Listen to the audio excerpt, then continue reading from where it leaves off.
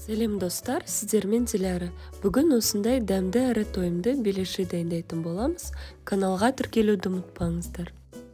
Ол үшін ыдысымызға жылы сүт, жылы су, бір жұмыртқа, тұз, қант, ашытқы және сұйық май құйып, венчикпен жақсылап араластырамыз.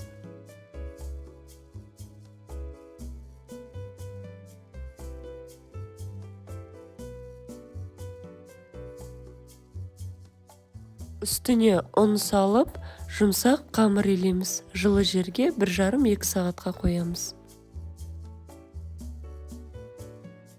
Қамырымыз көтерілді, қолымызды майлап, теңдей 12 бөлікке бөлеміз.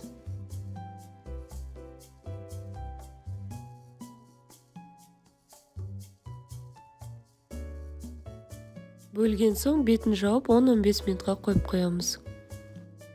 Салмасына фарш, бір пиязды майдалап турап қосамыз, дәміне қарай тұз, бұрыш қосамыз.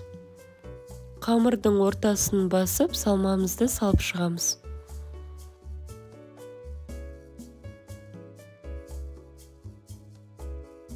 Барлығын видеодағыдай түйіп шығамыз.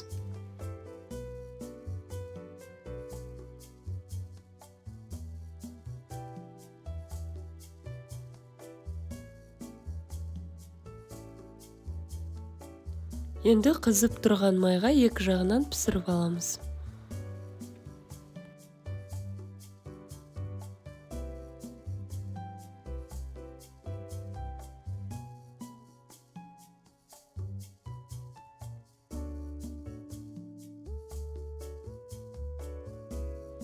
Қуырғанда міндетті түрде ортасынан басып тұру қажет, ортасындағы салмасы пісу үшін.